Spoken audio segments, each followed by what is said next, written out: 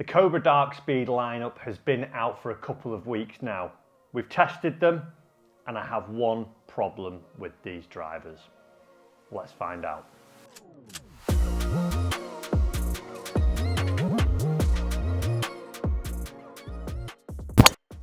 Before we start taking a look at these three driver models, make sure that you are a subscriber to the channel. Hit the button just down here, become a free subscriber. Let's get stuck into this review. So the DARKSPEED lineup consists of three drivers, and the name DARKSPEED comes from there is only one thing faster than light, that being dark. I'm not quite sure on that one, but hey ho, that's marketing.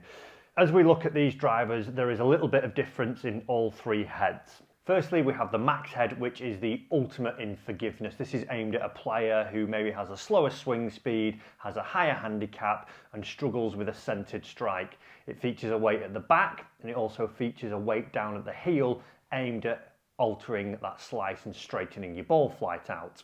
We then go to the DARKSPEED X, which is the middle of the road, probably the driver that a lot of people or most people would aim towards. Two weights in this one at the front, one at the back. Compared to the max head shape, it's a little bit more pear-shaped, a little bit more traditional. It's not as flat and hugging towards the ground. Then we get into the LS, which is where COBRA are saying the biggest difference is, because this head is designed to be the fastest head COBRA have ever made. I mentioned a problem.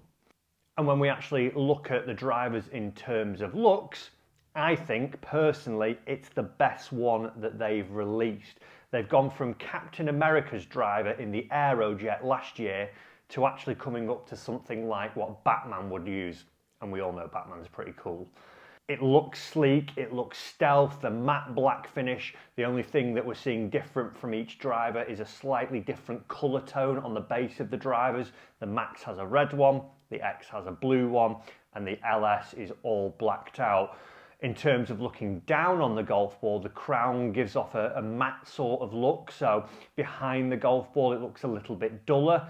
And in the sun, it actually doesn't glare a lot, which is great because I've tested these golf clubs back here in England where the sun doesn't shine. And I've also had them out in Spain where the sun was shining, and it was great to see that there wasn't a load of glare off the club head and actually seeing that you could still focus on the golf ball when putting behind it. The three models in terms of size, when we look at the Max, this is the biggest one. The footprint looks the largest. It hugs the ground the most at the back. When we move up to the LS model, which is this aerodynamic model, you can see a visible difference. It feels like the heel side, the toe side really sits up off the ground, and the back to the front of the driver feels a lot more compressed, and it gives that real pear shape off from this look. Compared to the Max as well, it looks a lot smaller. But again, this is the driver, the LS one, that is designed for speed and designed for that player who is confident, who is finding the middle. So you would probably expect that from a driver of that category. Even when we look at the head cover, smart, sleek, all blacked out, a nice leather head cover, and it just looks mean. It looks like a player's golf club, these. Even the Max one, when you get them in behind the golf ball, it screams to me a bit of, I know what I'm doing, I'm going to hit this driver well. In terms of technology in the driver heads that COBRA have put in to make the DARKSPEED the fastest release, we see some similarities from previous drivers. We see the hot face now that is featured in previous models, that is in all three models. We also see the power bridge featuring all these, so these are just designed to maximize ball speed when we get the off-centered hits, and they feature in all three of the models. It's the LS that is slightly different in that it does have the more aerodynamic shape that I've just alluded to, and you see that from how compact and how high it sits up. So with this one, the LS, you should be seeing the fastest club head speeds out of all three of them. In terms of price, we're seeing that it's cheap compared to other big models coming in at $429. Now, when COBRA took the market by storm with their F9 driver, we're not seeing that it's quite that price, but nothing is anymore these days. $349 those drivers came out at, and even the subsequent release of that, the Speed Zone, the SZ, I think that was around the £379 mark. Keep that SZ in mind as well for later on in the video. So before we put those claims to the test and see if it is the fastest driver that Cobra have released, I actually wanted to get a look of these out on the golf course. I wanted to see if I could notice if I was swinging it faster, if I was getting more distance, if I was really seeing a big difference between LS to Max. So I've had them out now on the course quite a bit, to be fair, because I wanted to give these a good run through. We took them to Spain. I hit a lot of shots out there. I've had them on the course at Warrington, in the simulator, and initial thoughts, the Max, it's doing what it says. It is forgiving. It felt very easy to launch, which I think from last year's driver in the Aerojet, I said that they'd really made a driver that was just simple to use. And I think that has carried on into the Darkspeed Max. It got up there, toe heel strikes. It felt good. I didn't see huge drop-offs. I didn't see really wild ball flights. And that's pretty much what you want from a Max driver. You want consistency. You want forgiveness. You're not looking for maximum distance. You're looking for maximum forgiveness. When we get to the X driver, this one, I like this one because I felt that I didn't hit it quite as well as I did the Max. I started with the Max, moved into the X, and I felt like I was hitting it worse than I was the Max. But it didn't feel wild. It felt like it was doing a good job of keeping the ball flight pretty consistent. On my toe, on my heel strikes, I wasn't seeing loads of carve. I wasn't seeing loads of drop off in distance. And what I was also seeing was more distance from the centered strikes than I did with the Max. It felt long, it felt speedy, but it also felt like it had that combination of forgiveness there. It's a different story when we move into the LS. Now, Cobra are going for speed here, and I think the forgiveness aspect is coming in these two drivers. The LS,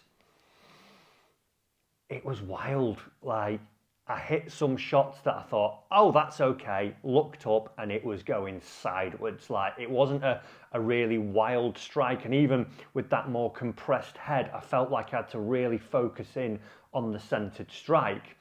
When I got it out of the middle, I didn't feel like I was doing much more than I was doing with the X. I didn't feel like I was 10 yards longer, 15 yards longer. I didn't feel like I was 2, 3, 4, 5 miles per hour quicker with the swing. What I felt like was everything I did with the LS driver was in a drive or a mind frame of trying to keep it under control, because yes, when you got some out the middle, it did have length like the X does, but I just had to really try and rein it in to try and find that I was actually getting it somewhere in play. So overall, really, from a most forgiving to longest and maybe most unruly, they are doing what they are saying on the tin. Also, like I said earlier, I think they look fantastic, especially when you've got it out behind the golf ball. It looks great. And even the feel and the sound of them, I think Cobra have really got a good sounding driver. They've had that for many a year now. It's always sounded, it sounds daft. It sounds like the carbon is there and you know about it. So initial testings, the Max and the X, they impressed me. They were doing what they said on the tin. The X especially was standing out as top of the class. That's on the green, that. The LS, I'm yet to feel that it is doing what Cobra said and being the fastest driver. So it was time to test that. We wanted to get some data in the studio to find out what actually the numbers are saying on these three drivers. So we've got some data on these drivers, and I've hit quite a lot of shots because I wanted to get an understanding of where each one sits and to see if this LS is the fastest driver that Cobra have produced. I also mentioned at the start of the video that there was a problem. I'll get to that. But firstly, if we look at the Max, like I said, out on course, this was doing what I expected it to do. It was forgiving, I was getting okay distance, and I was getting good dispersion. In terms of ball speed, it was the slowest, 162 miles an hour. The spin was a good spin number, 2,400, and the carry number, 286. So this is round about where I would normally carry my driver to.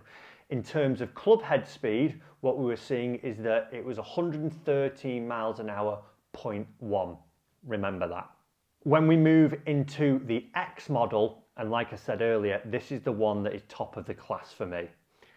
On the course, good dispersion, felt long, felt quick. And I saw again when we actually put this up against the max, 163 miles per hour ball speed for a 292 yard carry. So that's 6 yards longer and a mile per hour faster. The club head speed, 113.4. So we've got 0.3 of a mile per hour faster. When we get into the LS model, 166 mile per hour ball speed, got faster by 3 miles per hour, or 2.5 from the X. 2000 spin, same as the X. Carry distance, 298 yards, so 6 yards longer. Club head speed, 113 miles an hour, 0.6. So it is 0.2 of a mile per hour faster than the X driver. And that leads me to my problem. I mentioned the Cobra SZ driver earlier. Fantastic driver. The F9 really took the market by storm. In the F9 we saw one model. In the SZ we saw two models, a do-it-all model and a more forgiving model. And that is the problem with Cobra, I think, at the moment, or this driver in particular, the LS model. I don't really get who this is going to be for, because yes, you've got Kyle Berkshire on staff and you used to have Bryson DeChambeau, and we were looking that, you know, you had two of the fastest players in the world to get the speed. But for me, the general public doesn't need that. The X is that good. It delivers the distance, it delivers the club head speed, it delivers the right spin, and it delivers the dispersion and forgiveness. Why would you even bother with the LS? Why just not go back to two models, being the X and the Max, have your weights here, maybe put two weights in the X up at the front, so if you really want to crank it low, do that, and then leave the LS as maybe a long drive model that you might see Kyle Berkshire use, but isn't generally used in the general public for the golfing public, because I don't think they'll sell that many of them, as where put the X in people's bag, whether you're a 5 handicapper, a 15 handicapper, it's going to be great for you. But if you're a bit higher, you might want to go for the Max driver. But for me, this X driver is just the singing, the dancing package. So why distort people's vision with the LS? It was a little bit faster, it lived up to its claim, but 0.2 of a mile per hour and 6 yards, is it worth it for the general public? I would probably say no. So for me, a great driver release, fantastic looking, the X is doing everything, but do you need the LS? I just don't think so. I think that's a driver that stays on tour or on the long drives and sits there. The X can literally do everything. It is really, really good, and it has impressed me. Guys, I hope you've enjoyed that, and I hope it's clarified those releases up for you a little bit more. Remember to subscribe to the channel, and we'll see you in another review very soon.